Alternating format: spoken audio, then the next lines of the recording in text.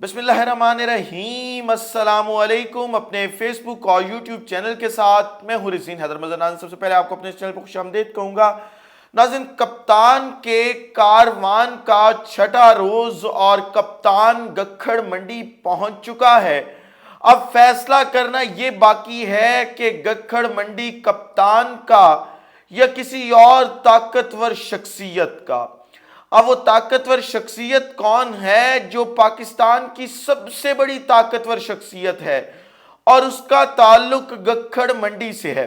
اس کے لیے ذرا آپ گوگل کیجئے اور جانیے کہ پاکستان کے کون سے اہم شخص جو ہیں وہ گکھڑ منڈی سے ہیں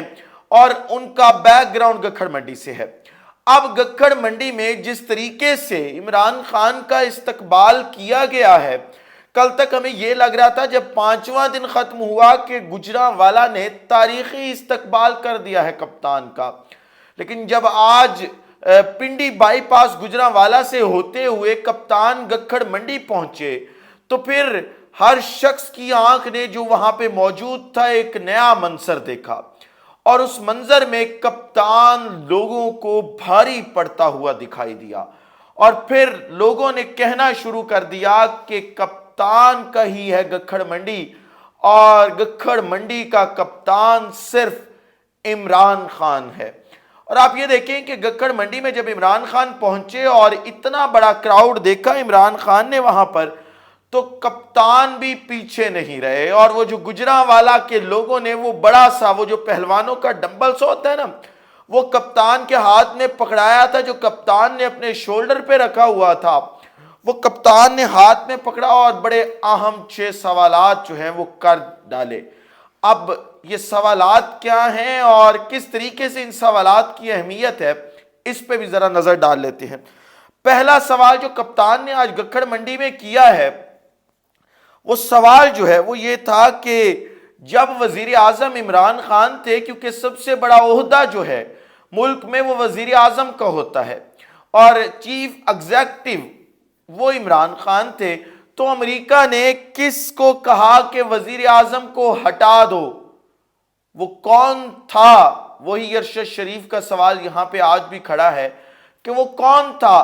جسے امریکہ نے کہا کہ عمران خان جو اس ملک کا وزیر اعظم ہے اور چیف ایگزیکٹو ہے، اسے عہدے سے ہٹا دو۔ پھر کپتان نے دوسرا سوال جو وہاں پہ کیا وہ یہ تھا کہ ارشد شریف کو پاکستان میں دھمکیاں کس نے دی، اور پھر جب وہ یو اے ای میں تھے یعنی دبئی میں موجود تھے، انہیں دبئی سے کینیا جانے کا کس نے کہا؟ اس کا جواب آنا بہت ضروری ہے، اور جس طریقے سے کپتان نے ارشد شریف کا مقدمہ لڑنے کا فیصلہ کیا ہے، اور ان کی جو والدہ ہیں ارشد شریف کی، وہ بھی میدان میں پیچھے نہیں رہ رہی، اور آج انہوں نے ایک خط بھی لکھا ہے چیف جسٹس آف پاکستان کے نام،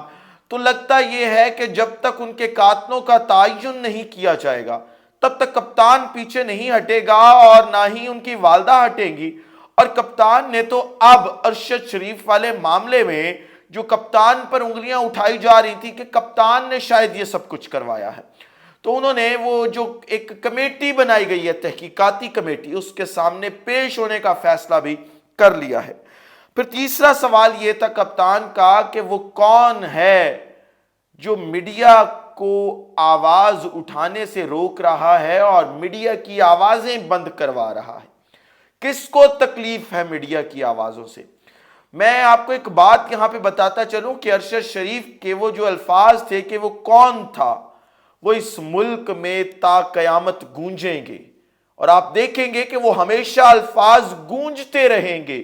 ان الفاظ کا جواب جب تک انقلاب اس ملک میں نہیں آتا تب تک کوئی شخص نہیں دے سکے گا۔ اب اگلا سوال جو ہے کپتان کا وہ یہ تھا کہ سینیٹر اعظم سواتی اور شہباز گل کو کس کی خواہش پر گرفتار کیا، اور وہ کون تھا جس نے جو شہباز گل ہیں اور اعظم سواتی ہیں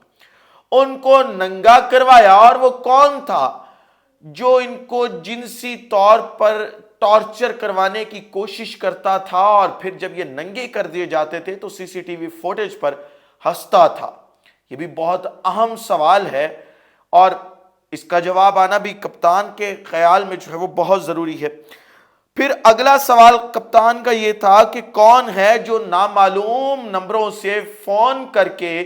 پاکستان تحریک انصاف کے لوگوں کو کہہ رہا ہے کہ آپ پاکستان تحریک انصاف چھوڑ دیں؟ وہ کون تھا؟ وہ کون تھا کبھی بھی پاکستان میں سے اور پاکستان کے لوگوں کے اذہان میں سے مائنس نہیں ہوگا، آپ یہ یاد رکھیے گا۔ آخری سوال جو کپتان نے کیا وہ یہ تھا کہ کون ہے جس نے ان چوروں کو ملک پر مسلط کیا، کیونکہ یہ چور ایسے نہیں آ سکتے تھے، ان کو کس نے ملک پر مسلط کیا؟ اس کے لیے اب اگر یہ کڑی آخری سوال کا جواب جو ہے وہ اگر آپ نے کڑی ملانی ہے، چھوٹا سا آپ نے ریسرچ کرنی ہے، اور حامد میر نے آؤ مل کر روتے ہیں جو کالم لکھا ہے 2 دن پہلے، آپ نے وہ کالم پڑھنا ہے تو آپ کو اس چیز کا جواب تو مل جائے گا کہ وہ کون تھا جس کی خواہش پر اور جس کے کہنے پر ان چوروں کو دوبارہ یہ جو بھان بھتی کا کنبہ ہے اس کو اس ملک پر کس کی خواہش پر مسلط کیا گیا۔ اب جی دیکھنا یہ ہے، فیصلہ ہونا یہ باقی ہے کہ کپتان نے تو یہ تمام سوالات گکھڑ منڈی میں کھڑے ہو کے کیے ہیں اور وہاں پہ یہ کہا ہے، یہ تمام سوالات کیے ہیں، اب ان کا جواب کہاں آتا ہے؟ کیا ان کا جواب گکھڑ منڈی سے ہی آتا ہے یا اسلام آباد سے آتا ہے یا پھر راول پنڈی سے آتا ہے؟ یہ سوالات کا جواب اب دیکھنا ہوگا کہ کہاں سے آتا ہے۔ کپتان نے تو سوال کر ڈالے ہیں لیکن جواب جو ہے اس کا انتظار رہے گا۔ اگلی خبر جو میں نے آپ کے ساتھ شیئر کرنی ہے وہ شہید ارشد شریف کے حوالے سے ہے،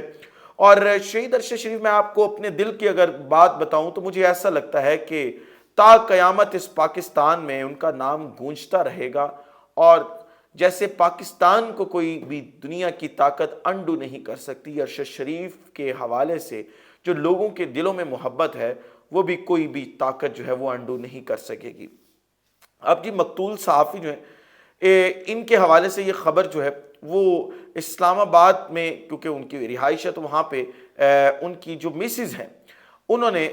اپنا ایک خواب بیان کیا ہے۔ ڈیلی پاکستان آن لائن نے یہ خبر شیئر کی ہے، اور اس خبر کے مطابق مقتول صحافی ارشد شریف کی بیوہ جویریہ صدیقی نے اپنا خواب بیان کر دیا، اور یہ خواب جو جویریہ صدیقی نے بیان کیا ہے یہ بڑا اہم خواب ہے،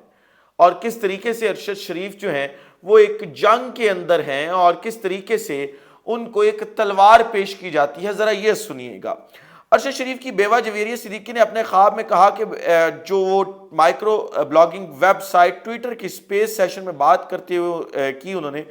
کہا کہ ارشد شریف کی خواہش پوری ہوئی اور لانگ مارچ کامیاب ہوا، لانگ مارچ میں ارشد شریف کو خراج تحسین پیش کریں۔ اپنا خواب جو ان کا خواب تھا وہ بیان کرتے ہوئے انہوں نے بتایا کہ آپ کو ان کا ہاتھ نظر آتا ہے اور جو ایک نور ہے وہ نظر آتا ہے، ایک شخصیت وہاں پہ موجود ہیں، اور ان کو ایک شخصیت کا یعنی جویریہ صدیقی اپنا بتا دیں کہ مجھے خواب میں ہاتھ نظر آیا اور پھر ایک نور نظر آیا۔ وہ پوری طرح اپنی زرہ بختر میں تھے، یعنی زرہ بختر جو وہ جنگ کا لباس ہوتا ہے، اور ان کا چہرہ نظر نہیں آ رہا تھا، یعنی ان کا جسم نظر آیا یعنی یہاں سے دھڑ، لیکن ان کا چہرہ نظر نہیں آیا۔ جیسے پرانے زمانے کی جنگوں میں سلور رنگ کا لباس ہوتا تھا ایسے لباس میں ملبوس تھے۔ انہوں نے اپنی تلوار ارشد شریف کو دے دی، اور پھر جب انہوں نے ارشد شریف پر اپنا ہاتھ رکھا تو ارشد کا جو کپڑے تھے وہ ان کا جسم اور چہرہ سب چمکنے لگ گیا، اور اس چمک کی شدت اتنی زیادہ تھی کہ جویریہ کہتی ہیں کہ مجھے اپنی آنکھیں خواب میں بند کرنا پڑی۔ جب میں یہ خواب آپ کو سنا رہا ہوں تو میرے رونگٹے کھڑے ہو چکے ہیں۔ ارشد شریف جس طریقے سے اس نے اس ملک اور قوم کی خاطر قربانی دی ہے، آپ خود سوچیں کہ وہ ملک جس کو بنانے کا خواب محمد علی جناح علامہ اقبال سے پہلے 70-100 سال پہلے جو ہمارے آقائے دو جہان ہیں انہوں نے دیکھا تھا، اور انہوں نے کہا تھا کہ مجھے ادھر سے ایک اسلامی ریاست کی خوشبو آتی ہے، اور پھر جس طریقے سے ائمہ اطہار اس ایریے میں آتے رہے اور انہوں نے اسلام کی تبلیغ کی، کیونکہ ان کو پتا تھا کہ یہاں پہ ایک اسلام کے نام پر ریاست مارز وجود میں آئے گی۔ اس ریاست کو بچانے کے لیے